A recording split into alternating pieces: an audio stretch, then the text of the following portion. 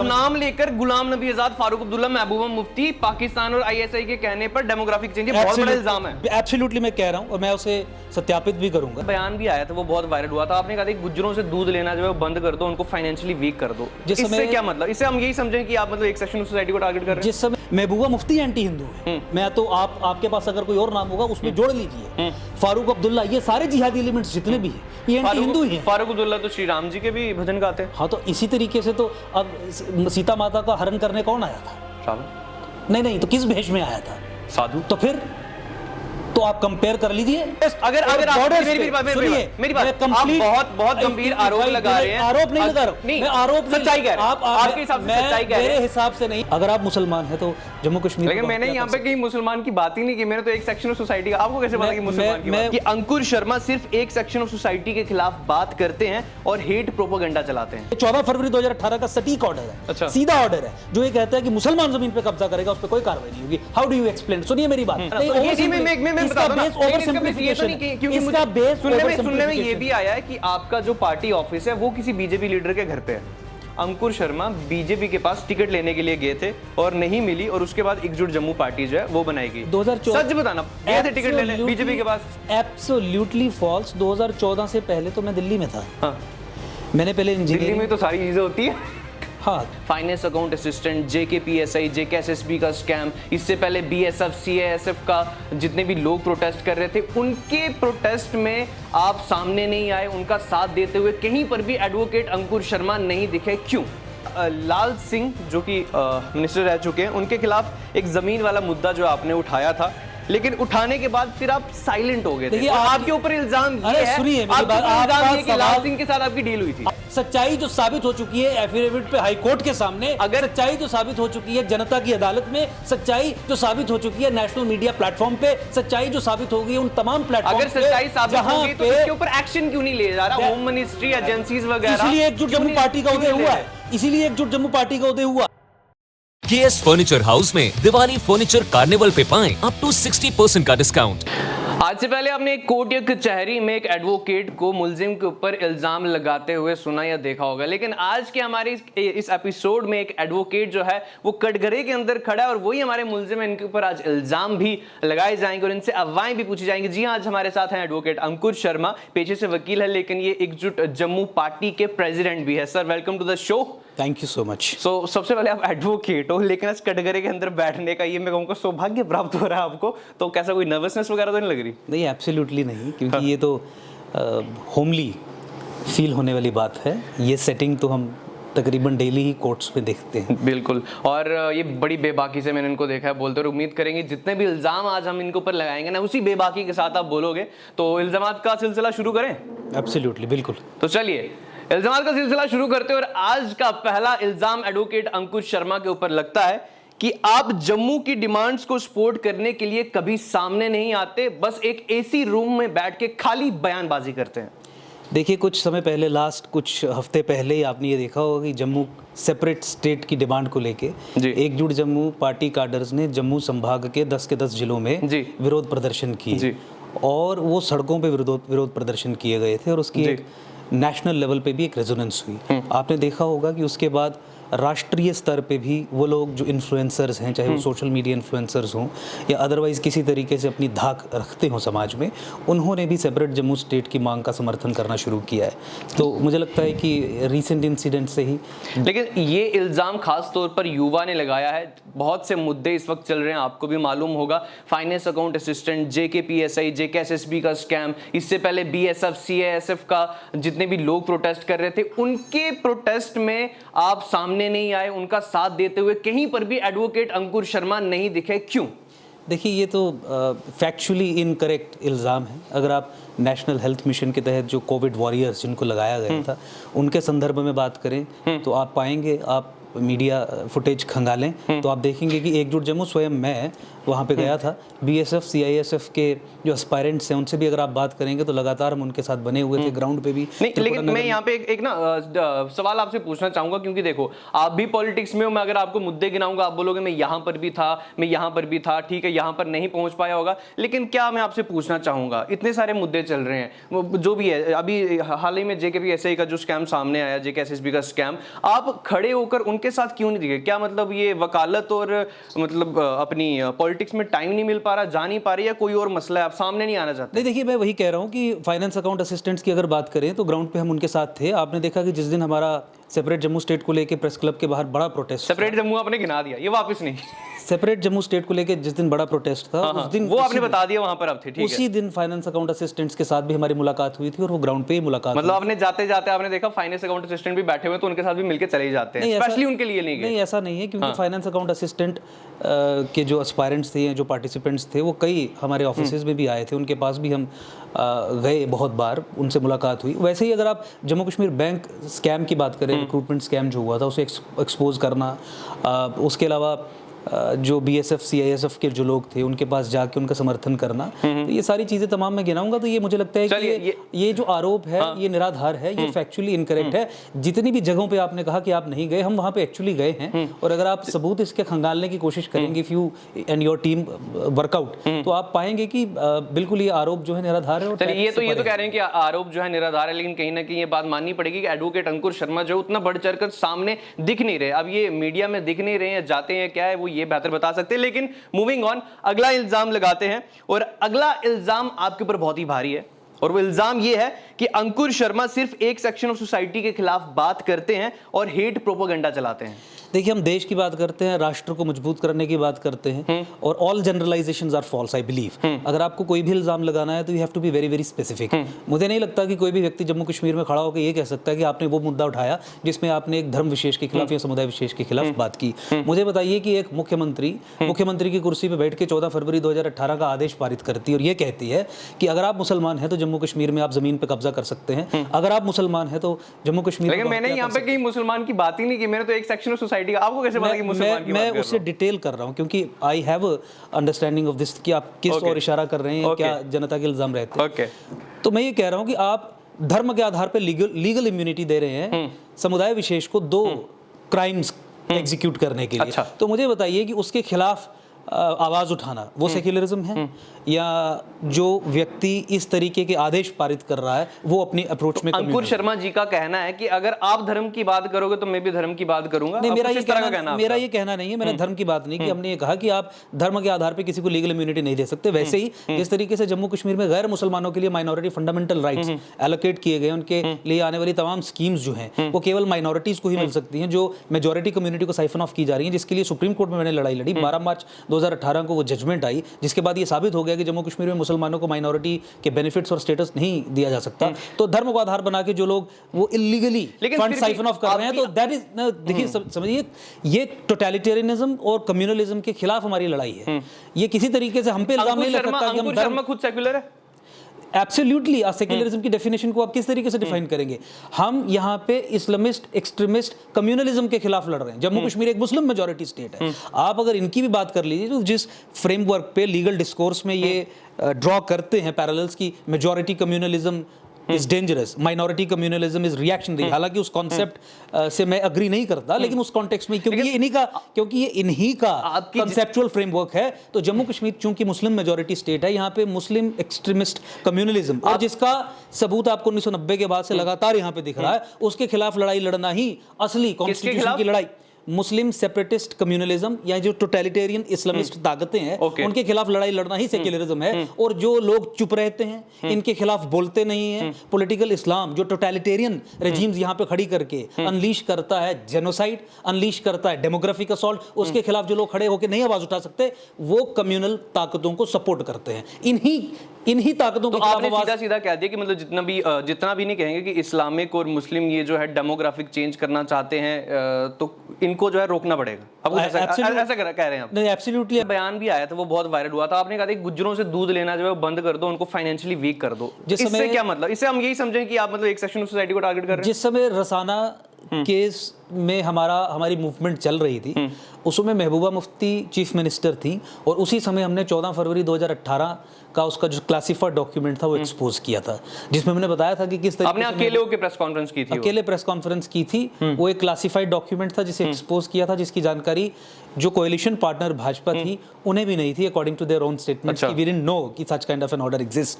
तो उस समय महबूबा मुफ्ती और हमारे बीच में सीधी तनातनी हुई थी। आपको मैं बता दूं कि एफआईआर लगवाने से लेके बहुत सारे षड्यंत्र हमारे खिलाफ रचे गए, हमने लड़ा, उसके खिलाफ लड़ा। उसी षड्यंत्र के चलते जो उस दौरान हमारे इंटरेक्शंस थे लोगों के साथ, उनकी वीडियो को तोड़ मरोड़ के बनाया गया। अच्छा। और जिस तरीके से पेश किया गया, कोशिश की गई कि एफआईआर लगे, लेकिन मैं आपको बता दूं सिटिंग चीफ मिनिस्टर थी, लेकिन उसके बावजूद भी एफआईआर नहीं लगवा पाई, क्योंकि सच्चाई हमारे साथ थी। बट आपने ये कहा था कि गुज्जरों से दूध लेना बंद कर दो। मैं आपको वही कह रहा हूं कि जिस तरीके से शब्दों को तोड़ मरोड़ के, आपने मतलब आपके वर्ड्स ये नहीं थे, उसको तोड़ मोड़ के कहा। एब्सोल्युटली हमने ये कहा था कि अगर ये जिस कॉन्टेक्स्ट में हम उस समय सीबीआई की जांच कर रहे थे और जिस तरीके से एमएलसीज आके, एमएलएज आके, कश्मीर बेस्ड पॉलिटिकल पार्टीज के ट्राइबल राइट्स के बेसिस पे एटसेट्रा जो भी वो आधार बनाते थे, उसे सिचुएशन को कम्युनलाइज कर रहे थे, हमने बिल्कुल ये कहा था कि इसके खिलाफ यहाँ से एक रेजिस्टेंस खड़ी होनी चाहिए और जो लोग उनके इस कम्युनल एजेंडा में साथ दे रहे हैं उन्हें भी हमें खदेड़ना पड़ेगा। पर आपके वर्ड्स यही थे, ये आप मानते हो? तोड़ मोड़ के नहीं, आपने पीछे से कुछ और कहा था, आगे से कुछ और होगा, लेकिन आपके वर्ड्स ये थे, है ना? कॉन्टेक्स्ट आपका यही था। नहीं, कॉन्टेक्स्ट नहीं, कॉन्टेक्स्ट मैंने आपसे क्लियर किया कि जिस तरीके से जो प्रेजेंट किया गया वो एग्जैक्ट वर्ड्स नहीं थे, लेकिन हाँ मैं ये भी कह रहा हूं कि वो लोग जो यहाँ पे उनके एजेंट्स बन के उनका साथ दे रहे थे सिचुएशन को कम्युनलाइज करने में, उन्हें वीकन करने के लिए, उन्हें डिसएम्पावर करने के लिए बिल्कुल हमने कॉल दी थी। अच्छा, एजेंट्स वगैरह होते हैं? इल्जाम से बढ़कर चढ़कर ये सवाल है, एजेंट्स वगैरह होते हैं, मतलब ये पार्टी वगैरह? देखिए, डेमोग्राफिक चेंज को लेके महबूबा मुफ्ती हर जगह पे अपना घर नहीं बनाएगी। अच्छा। वो कुछ लोगों को प्रेरित करेगी कि आप घर बनाइए, आप जमीन पे कब्जा करिए, आपकी स्टेट लैंड्स हैं, आपकी फॉरेस्ट लैंड्स हैं, आपकी रिवर बेड्स हैं। अंकुर शर्मा, आप समझिए, मैं जो बात कह रहा हूं वो तथ्यों के आधार पे कह रहा हूं। जम्मू कश्मीर हाई कोर्ट में रिपोर्ट्स कॉल की गई, ठीक है, आप देख के हैरान हो जाएंगे कि फॉरेस्ट एनक्रोचमेंट का स्टेटस क्या है, धर्म के आधार पर देखिए। अच्छा। और ये कोई छुपी हुई बात नहीं है, इट्स एन ओपन सीक्रेट कि एडमिनिस्ट्रेशन में भी ऐसे रेवेन्यू ऑफिशियल्स रहे हैं जिन्होंने लैंड एनक्रोचमेंट्स को समुदाय विशेष के फेवर में यहाँ पे एनकरेज किया है। उसके खिलाफ बात करना, तथ्यों के आधार पर बात करना, मुझे नहीं लगता प्रोपेगेंडा है। इसके खिलाफ एक नैरेटिव बिल्ड करने की कोशिश करना, that is propaganda. I think this is really hard work, और जो तथ्यों के आधार पर हमने साबित किया। और मैं आपको एक बात बोल दूं, ये तथ्य उस दिन भी हमारे वैलिडेट हो गए जिस दिन नेशनल मीडिया में टेलीविजन चैनल्स ने तमाम तथ्यों को वेरीफाई करने के बाद 1 घंटे का डीएनए प्रोग्राम जी न्यूज़ पे चलाया था। अच्छा। लैंड जिहाद और डेमोग्राफिक असॉल्ट को लेके। तो मुझे लगता है कि ये सब तथ्यों पे आधारित। तो फिलहाल तो हम अंकुर शर्मा जी पर जो है इल्जाम लगा रहे थे, लेकिन यहाँ पर अंकुर शर्मा जी ने महबूबा मुफ्ती जी के ऊपर इल्जाम लगा दिया कि महबूबा मुफ्ती जी जो है वो डेमोग्राफिक चेंज करवा रही हैं, वो खुद नहीं कर रही हैं, किसी को कह रही हैं, दूसरे बंदे को कह रही, कुछ वैसा नहीं। ऐसा नहीं, मैंने ये कहा, आपने कह दिया, मुकरना मत, आपने कह दिया महबूबा मुफ्ती के लिए स्पेसिफिकली मैंने कहा, लेकिन मैं फारूक अब्दुल्ला के लिए भी कह रहा हूं, अच्छा, मैं उमर अब्दुल्ला के लिए भी कह रहा हूं, मैं गुलाम नबी आजाद के लिए भी कह रहा हूं, मैं तमाम कश्मीर बेस्ड पॉलिटिकल पार्टीज उन सभी के लिए कह रहा हूं, demographic change at the asking of Pakistan and ISI. Pakistan, ये बहुत बड़ा इल्जाम लगा रहे हो आप। यहां तक लेजिस्लेटिव असेंबलीज, देखिए सुनिए, अब नाम लेकर गुलाम नबी आजाद, फारूक अब्दुल्ला, महबूबा मुफ्ती, पाकिस्तान और आईएसआई के कहने पर डेमोग्राफिक चेंज, बहुत बड़ा इल्जाम है। एब्सोल्युटली मैं कह रहा हूं और मैं उसे सत्यापित भी करूंगा। पाकिस्तान और आईएसआई का और पाकिस्तानी मिलिट्री का, अगर आप एक एडवोकेट हैं, आप समझिए, मैं एक्सप्लेन नहीं कर रहा हूँ। पाकिस्तान आईएसआई, वहाँ की आर्मी, उसके ट्रेनिंग मैनुअल्स, वहाँ के जनरल्स ने जो किताबें लिखी हैं, उसकी आप अगर अध्ययन करें, अगर प्रोपेगेंडा में ना पढ़ें, रियल हार्डवर्क करें, चीज़ें पढ़ें, समझें, जियो पॉलिटिक्स को समझें, तो पाकिस्तान का ये मानना है कि जब तक जम्मू का इस्लामीकरण नहीं किया जाता तब तक हिंदुस्तान का इस्लामीकरण नहीं हो सकता। लेकिन उन्होंने लिखा हुआ, हिंदुस्तान का इस्लामीकरण तब तक नहीं हो सकता जब तक आप हिमालयन बेल्ट का इस्लामीकरण नहीं करेंगे। Islamisation of Himalayan belt is critical for Islamisation of Sanatan. वो कहते हैं कि 800 साल यहाँ पे मुसलमानों का राज रहा, 100% हिंदू मुसलमान क्यों नहीं कन्वर्ट हुए? बाकी देशों में हो गए, ईरान में हो गए, इराक में हो गए, अफगानिस्तान में हो गए, साउथ ईस्ट एशिया में हो गए, वहां से वो यूरोप में गए, यूरोप में कर लिए, यहाँ क्यों नहीं हुए? Ultimately they found Sanatan Indic civilization to be a major stumbling block. और उन्होंने देखा कि जब तक वैष्णो देवी का इस्लामीकरण नहीं होगा, अमरनाथ का इस्लामीकरण नहीं होगा, हरिद्वार चारधाम का इस्लामीकरण नहीं होगा, ऋषि परंपरा का इस्लामीकरण नहीं होगा, तब तक हिंदुस्तान का इस्लामीकरण नहीं हो सकता।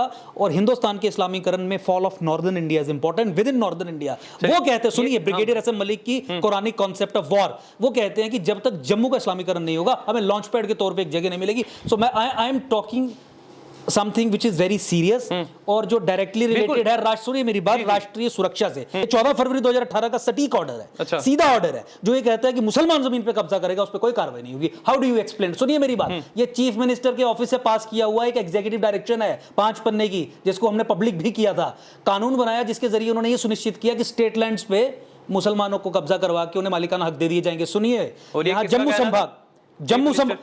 संभाग के इस रोशनी एक्ट की जब मैं बात कर रहा हूं तो ये 2001 में बना, इसमें फारूक अब्दुल्ला भी शामिल थे। मोस्ट खतरनाक तरीके से जो इसे अमेंड किया गया वो गुलाम नबी आजाद ने किया 2007 में, और इसकी इंप्लीमेंटेशन महबूबा मुफ्ती और PDP etcetera, NC, PDP, Congress का दौड़ा, सब ने जम के की, और बीजेपी भी पीछे नहीं रही। अगर मेरी बात आप बहुत गंभीर आरोप लगा रहे हैं। आरोप नहीं लगा रहा हूं मैं, आरोप सच्चाई कह रहे हैं, आपके हिसाब से सच्चाई कह रहे हैं। मेरे हिसाब से नहीं, कानून के हिसाब से सच्चाई जो साबित हो चुकी है एफिडेविट पे हाई कोर्ट के सामने, अगर सच्चाई जो साबित हो चुकी है जनता की अदालत में, सच्चाई जो साबित हो चुकी है नेशनल मीडिया प्लेटफॉर्म पे, सच्चाई जो साबित हो गई उन तमाम प्लेटफॉर्म, अगर सच्चाई साबित हो गई तो इसके ऊपर एक्शन क्यों नहीं ले जा रहा होम मिनिस्ट्री, एजेंसीज वगैरह? इसलिए एकजुट जम्मू पार्टी का उदय हुआ है, इसीलिए एकजुट जम्मू पार्टी का उदय हुआ है, क्योंकि आप YouTube पे डालिए, आप YouTube पे डालिए, आपने जो सवाल पूछा है उसका जवाब 1 मिनट में नहीं दिया जा सकता। आप YouTube पे डाल के देखिए, Indian state is hostile to the Indian nation,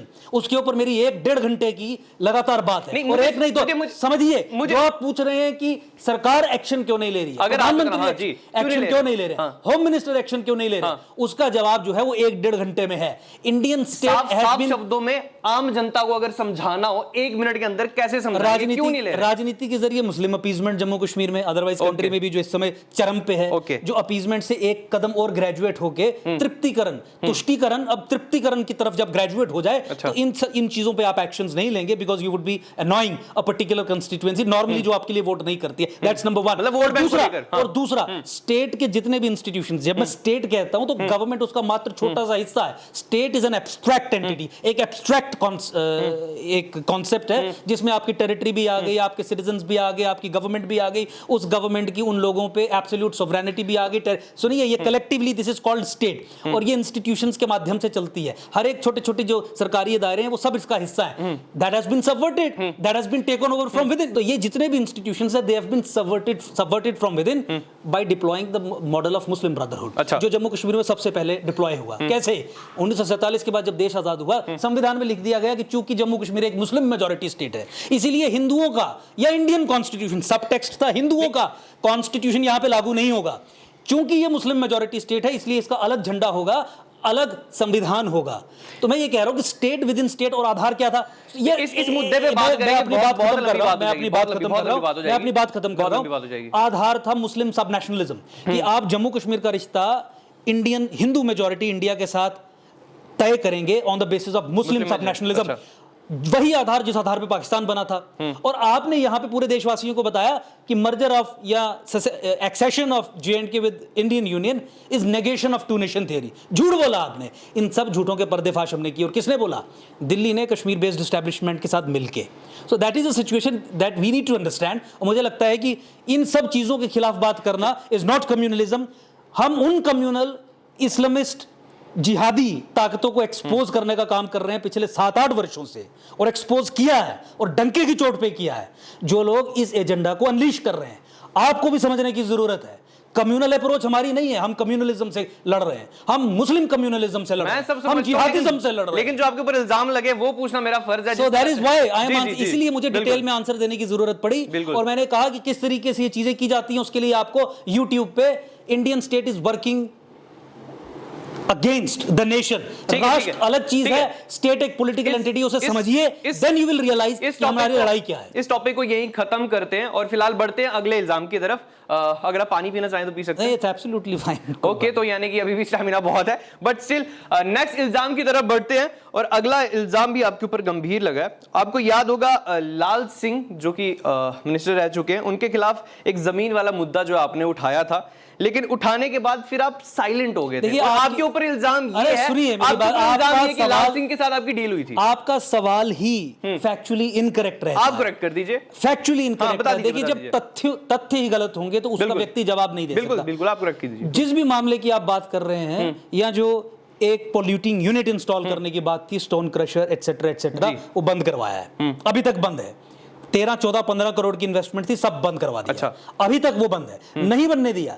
लोगों का ये मांग थी कि ये नहीं चलना चाहिए यहाँ पे, लड़ाई लड़ी, हाई कोर्ट में केस गया, सिंगल बेंच पे गया, डबल बेंच पे गया, फैसला करवा दिया, नहीं चलेगा। तमाम अब ग्राउंड पे जाके पता करिए, जब आपका सवाल फैक्चुअली इनकरेक्ट होगा तो एक बहुत डिफिकल्ट सिचुएशन बनती है। That's propaganda. मैं आपको बता देता हूं, इल्जाम और अफवाह हमारा जो कचहरी शो है, इसका फॉर्मेट ये है कि सोशल मीडिया पर जितने इल्जाम, क्योंकि social media comment section, Twitter, Facebook, हर जगह जो इल्जाम बेबुनियाद भी लगते हैं, और वो बेबुनियाद इल्जाम लगवाना भी, पूछना भी हमारा फर्ज बनता है। मैं कह रहा हूं अभी तक बंद है, अभी तक बंद है, और बहुत सारे और अधिकारियों पे भी कार्रवाई होगी। That's number 1। दूसरा, और भी कैबिनेट मिनिस्टर्स हैं जो भी टंगने वाले हैं, जो एक्स कैबिनेट मिनिस्टर्स रहे। और तीसरा, ये जो 25,000 करोड़ का भूमि घोटाला जम्मू कश्मीर में भंडाफोड़ हुआ, उसकी Roshni scam, apart from declaring the act unconstitutional, जो 25,000 करोड़ का घोटाला था, जो सीएजी की रिपोर्ट के आधार पर हमने कहा, जिसे एक्सपोज किया, और जिसके खिलाफ 6 साल जम्मू कश्मीर हाईकोर्ट में लड़ाई लड़ी। आज आईएएस अफसरों के घरों पर रेड्स पड़ रही हैं, तो वो कौन करवा रहा है? वो हमारे ही केस में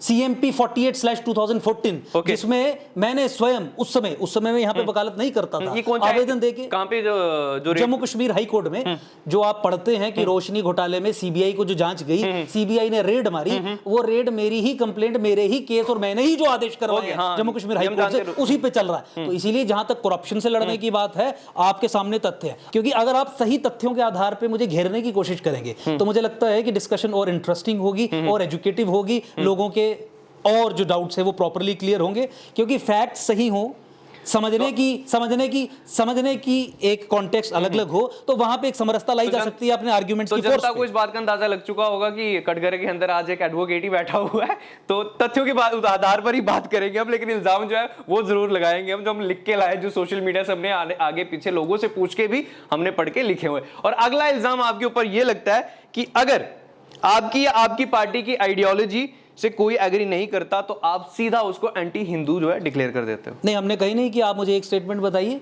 जहां हमने ये कहा हो कि ये एंटी हिंदू हैं। इल्जाम आपके ऊपर लगा है, तो मैं ये कह रहा हूं कि इस इल्जाम की अगेन वैधता क्या है।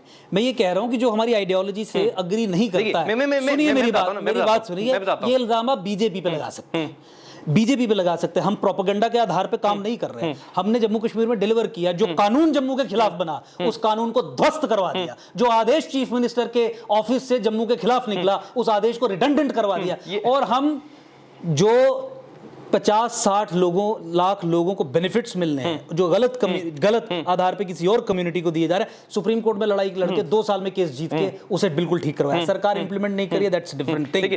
तो मैं ये कह रहा हूं, आप ये समझिए, देखिए, अगर ठीक है आप एडवोकेट है, सबूत मांगे, वो तो मेरे पास सबूत होगा नहीं मांग रहा हूं, मैं बता रहा हूं, मैं ये कह रहा हूं कि हम तर्क वितर्क में विश्वास रखते हैं। अगर हमारी विचारधारा से कोई व्यक्ति सहमत नहीं है तो हम उससे बैठ के बातचीत करके उसे कन्विंस करने की कोशिश करते हैं। और आपके रिकॉर्ड के लिए मैं बता दूं, कोई ऐसा दिन नहीं होता जब 2-3 लोगों को हम अपनी ओर नहीं खींचते। किस तरीके से? जो हमसे मिलने आता है, जो उसके डाउट्स होते हैं, उसे बाकायदा क्लियर करके, क्योंकि जब तक दिल से आप लोग व्यक्ति को अपने साथ नहीं जोड़ोगे, वो प्रॉपर्ली आपके साथ नहीं जुड़ेगा। दिल से जोड़ने के लिए आपको उसे रीजनिंग देनी है, आपको उसे तथ्य बताने हैं, आपको उसे चीजें जिस तरीके से हम समझते हैं वो एक्सप्लेन करना है। आपको कोई वाकया तो नहीं याद आ रहा जहां पे आपने किसी को कहा हो तो एंटी हिंदू है, और अब आप बोल रहे हो कि मुझे बताना पड़ता है? स्पेसिफिक अगर आप पूछें तो मैं उसका जवाब दे सकता हूं। और अगर मैंने किसी को कहा होगा कि आप एंटी हिंदू हैं, तो किसी आधार पे कहा होगा। आप स्पेसिफिक पूछिए कि किसे कहा है, किसे कहा है। स्पेसिफिक तो मैं नहीं पूछ सकता फिलहाल, पूछिए आप।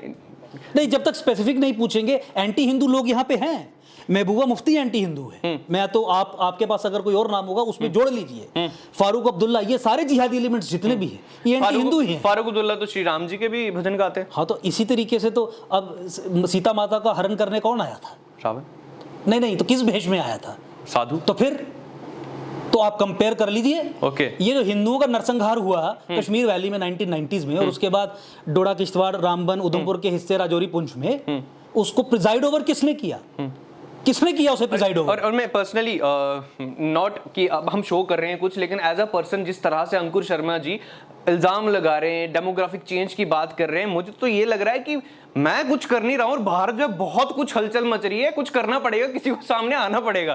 फिलहाल आपकी बातों से जो है ऐसा आपको जोड़ेंगे एकजुट जम्मू से, एकजुट जम्मू से नहीं, जिस तरीके से आप अपने क्षेत्र में इस चीज को लेके अवेयरनेस क्रिएट कर सकते हो। राष्ट्र धर्म आपका भी है, बिल्कुल। आप जर्नलिज्म केवल रोजी रोटी कमाने के लिए, नाम कमाने के लिए हम कंटेंट क्रिएटर मानते हैं आप कंटेंट, ठीक है, एब्सोल्यूट। तो मैं वही कह रहा हूं, तो आपको भी अपनी चेतना जगानी है। देश के विरुद्ध जो ताकतें काम कर रही हैं, आज वर्ल्ड एक ग्लोबल विलेज है। आपको अंदाजा भी नहीं है कि किस तरीके से स्टेट की जो सीक्रेट एजेंसीज होती हैं वो काम करती हैं। उनकी कंप्लीट अंडरस्टैंडिंग के साथ उनके जो प्लान्स हैं जो अनलीश करने हैं देश के खिलाफ, उसकी कंप्लीट अंडरस्टैंडिंग के साथ मैं आपसे बात कर रहा हूं। हम लड़ पाते हैं ऐसे सबवर्सिव टूल्स के खिलाफ because we have clarity on the issue. और मैं ये चाहता हूं कि जिस दिन जम्मू कश्मीर का बच्चा इन चीजों का सत्य जानेगा, then probably will be able to get rid of all these problems. और उसके बाद ही बढ़िया। और एडवोकेट अंकुर शर्मा जी के साथ इल्जामात का सिलसिला जो यहीं खत्म करते हैं और अब हम बढ़ेंगे अफवाहों की तरफ। और ये जब मार्केट में या जो वो कहते हैं ना, पेड़ के नीचे बंदे कार्ड्स खेल रहे होते हैं, कुछ भी चल रहा होता है, तो एक गप इधर से आती है, दूसरी इधर से आती है, अफवाहें जो है बहुत उड़ती हैं। ये भी बात आप मानते हो? एब्सोल्युटली। तो पहली अफवाह शुरू करते हैं, और पहली अफवाह जो है आपके ऊपर ये है कि एकजुट जम्मू पार्टी जो है वो बीजेपी और एजेंसीज की बनाई हुई बीजेपी की बी टीम है। तो देखिए ये निराधार है, आप इस पे चर्चा अगर करवाएं, जो भी आपने सच बताना, ये सेम चीज आपने सुनी है? नहीं, बोली जाती है, एब्सोल्युटली सुनी है, ये अफवाह है। और मैं ये कहता हूं कि देखिए जो भी लोग ये अफवाह फैलाते हैं, जो लोग इन चीजों पे विश्वास करते हैं, वो कम से कम ये तो देखें कि ग्राउंड पे हम काम क्या कर रहे हैं। मुझे लगता है कि नॉर्मल, देखिए सुनिए, एब्सोल्युटली क्या बात करते हैं, हमारा संघर्ष ही उनके साथ। हम ये कहते हैं कि जो कोर आइडियोलॉजी थी, जिस आइडियोलॉजी को मैंडेट मिला 2014 में, उसको बिट्रे करने का काम बीजेपी ने किया, इनके तमाम और संगठनों ने किया, एफिलिएट बॉडीज ने किया। जिस तरीके की सबवर्जन को इन्होंने फैसिलिटेट 2014-15 के बाद किया, मुझे नहीं लगता कि 2014 से पहले उस लेवल पे सबवर्जन इतनी इन्फिल्ट्रेट कर चुकी थी। बट हैविंग सेड दैट, मैं ये कह रहा हूं कि अगर एक रीजनड माइंड ये देखे कि हमारा काम क्या है। नहीं चलिए, सवाल खत्म, बीजेपी की बी टीम नहीं, लेकिन जब अफवाह उड़ती है ना, तो कुछ ना कुछ तो बेस एक रहता है ना। तो ये मैं बता दूं ना, क्योंकि मुझे सुनने में ये भी आया है कि आपका जो पार्टी ऑफिस है वो किसी बीजेपी लीडर के घर पे है।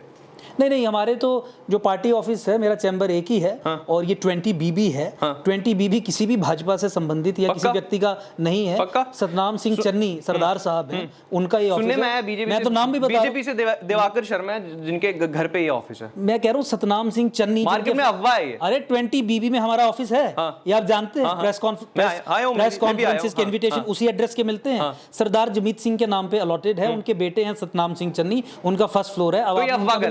ये अफवाह जो है अंकुर शर्मा जी के हिसाब से खारिज करते हैं। मूविंग ऑन, नेक्स्ट अफवाह आपके ऊपर ये भी बहुत गंभीर है। अब ये बड़ी इंटरेस्टिंग अफवाह है। सुनने में आया है कि 2014 से पहले अंकुर शर्मा बीजेपी के पास टिकट लेने के लिए गए थे और नहीं मिली, और उसके बाद एकजुट जम्मू पार्टी जो है वो बनाई गई। 2014 सच बताना, गए थे टिकट लेने बीजेपी के पास? Absolutely false. 2014 से पहले तो मैं दिल्ली में था। हाँ। मैंने पहले इंजीनियरिंग, दिल्ली में तो सारी चीजें होती है। हाँ एब्सोल्युटली ठीक है। हाँ। 2014 से पहले में टिकट लेने कोई भी जा सकता है, उसमें कोई बड़ी बात नहीं है। तब एकजुट जम्मू भी नहीं थी, कोई नहीं गया था। जब आपका सच्ची बात है, 2014 से पहले मैं पब्लिक लाइफ में था ही नहीं। अच्छा। मैंने 2012 से 2015 के बीच में अपनी LLB कंप्लीट की। LLB लेट क्यों कंप्लीट की? क्योंकि 2008 में मेरी इंजीनियरिंग कंप्लीट हुई थी। I am a BTech IT graduate from university of Pune. उसके 4 साल के बाद लॉ ज्वाइन करना। तो मुझे बताइए कि 2012 में अगर मैं लॉ ज्वाइन कर रहा हूँ, तो 2014 में इस तरीके के ख्याल किस तरीके से आएंगे? हाँ, 2014 में हाई कोर्ट में स्वयं मैं अपने केसेस लड़ता था बीइंग अ स्टूडेंट, और इसीलिए जब रोशनी जजमेंट की जब भी बात आती है तो उसमें लिखा जाता है a law student has filed. हां, वो आपने हमने भी देखा था, वो शुरू किया था। इस कॉन्टेक्स्ट में आप देखिए तो ये अफवाहें इसीलिए फैलाई जाती हैं। अंकुर शर्मा 2014 में बीजेपी से टिकट लेने नहीं गए थे, सीधी बात खत्म। Absolutely false. ओके, नेक्स्ट अफवाह जो है वो भी बहुत ही ज्यादा गंभीर है। अफवाह मार्केट में ये है कि अंकुर शर्मा ये जो इतनी बातें करता रहता है, डेमोग्राफिक चेंज, इस्लामोफोबिया वगैरह वगैरह, वो इसलिए क्योंकि अंकुर शर्मा जो मुस्लिम कम्युनिटी से डरता है। इस्लामोफोबिया की तो बात नहीं करते हम, तो लड़ रहे हैं ऐसी ताकतों से, ऐसी ताकतों से डरते हैं आप। आप मुझे बताइए कि ये सब चीजें जिनके खिलाफ हम लड़ रहे हैं, ये एक डरने वाला व्यक्ति कर सकता है कि एक फियरलेस व्यक्ति कर सकता है? आप जानते हैं ना कि हिजबुल मुजाहिदीन की हिट लिस्ट पे हूं मैं। नहीं मतलब it was a national news, it was a news जिसको लेके यहाँ पे काफी चर्चा भी हुई थी। तो follow up things happened also. ये एक तथ्य है जो आपको पता होना, तभी सिक्योरिटी भी आपके साथ रहती है। व्हाटएवर जो भी है वो तो अलग चीजें हैं। तो मैं ये कह रहा हूँ, ये जो हम लड़ाई लड़ रहे हैं, जो जिस तरीके से आर्टिकुलेट चीज़ों को करते हैं, ये एक निडर व्यक्ति कर सकता है कि एक डरा हुआ व्यक्ति कर सकता है? तो देखिए आधार ही, मैं वही कह रहा हूं कि ओवर सिंप्लीफिकेशन ऑफ। लेकिन आप ये बात मानते हैं कि ये अफवाह जरूर लोग बात करते हैं, जरूर आपको लगता है कि ऐसी बातें भी करते होंगे? नहीं, डरने की बात तो आपके मुंह से मैंने सुनी है। मुझे सवाल क्या कहते हैं आप ये बताइए, आपको क्या कहते हैं? मुझे सवाल यही पूछा जाता है कि आप इतने फियरलेस कैसे हैं? अच्छा, आप इतनी निडरता से बात कैसे कह देते? आप इतने साफ तरीके से बात कैसे कह देते? जिस समय हमने Mehbooba Mufti basically sitting chief minister के खिलाफ मोर्चा सिंगल हैंडेडली खोला और एकदम उसे एक्सपोज किया पूरे देश में, तो बड़े बड़े लोग आके ये पूछते थे कि इतना फ्रंटल अटैक करने की हिम्मत कहां से लाते हैं? कुछ लोग आके कहते थे कि वी सैल्यूट यू, कि आप इतना फ्रंटल अटैक करने की हिम्मत जुटा पा रहे हैं। आप जो कह रहे हैं उससे हो सकता है हम असहमत हों, लेकिन जिस निडरता से, जिस कमिटमेंट से आप कह रहे हैं, उसे हम सलाम ठोकते हैं। तो ये जो आपने जो सवाल बनाया है, मुझे लगता है कि अगेन निराधार अफवाह है। ठीक है, कोई बात नहीं, अगली अफवाह की तरफ बढ़ते हैं। और ये भी मतलब गंभीर ही है ये अफवाह, हम इल्ज़ाम ज़्यादा कह सकते हैं आप, लेकिन अफवाह ये चल रही है कि जो जब आपने एकजुट जम्मू पार्टी जो अपनी बनाई थी, आपके साथ बहुत लोग जुड़े थे, बहुत बड़े बड़े थिंक टैंक जुड़े थे, लेकिन अभी आपके साथ वो थिंक टैंक जो है नहीं है। Absolutely false. सब लोग साथ, नाम भी बताया गया, जैसे कि प्रोफेसर हरिओम जी बिल्कुल हमारे साथ है। एक महीना पहले ही उन्होंने प्रेस कॉन्फ्रेंस को संबोधित किया, जो 24 जून को हमने ये जो प्रोटेस्ट रखा था, प्रोटेस्ट में मेरे साथ थे। आप फोटो देखिए, आप मीडिया देखिए, आप अगर आप उन लोगों से बात करेंगे जो लोग ये चाहते हैं कि इनकी पोजीशन कमजोर हो और उनसे फीडबैक लेके सवाल बनाएंगे, तो आप इसी तरीके से आपकी पार्टी के लोगों से पूछूंगा, वो तो उल्टा मेरे पे पड़ेंगे। वो तो इल्जाम नहीं लगाएंगे। बैलेंस्ड अप्रोच है कि आप रिसर्च करें। आप अगर एक ही धड़े से सवाल पूछ के ये प्लांट करके सवाल अगर मुझसे अगर सही है तो आप सही बताइए, गलत है तो गलत बताइए। आपके लिए डिसएडवांटेजेस हो जाएगा, क्योंकि फैक्चुअली इनकरेक्ट चीज पे जब आप शुरू करेंगे तो वहीं धराशायी हो जाएंगे। देखिए, आपने जिनका नाम पहले लिया 24 जून को मेरे साथ वो खड़े होके, अब मुझे ये बताइए ना, जो अफवाह होती है वो उसका कोई होता है बेस, अफवाह का कोई बेस नहीं होता। अफवाह कहीं से कभी भी उड़ सकती है, वो सच नहीं, अफवाह जिसका नाम ही अफवाह। चलिए, तो मैंने उसका जवाब दे दिया, मैंने उसका सबूत दे दिया कि जो लास्ट हमारी हुई है, उससे पहले प्रेस कॉन्फ्रेंसेस भी, और हमारे साथ उस संघर्ष में जमीन पर खड़े होके नारे लगाने का काम भी उन्होंने किया। हमारे साथ है, सब लोग हमारे साथ हैं।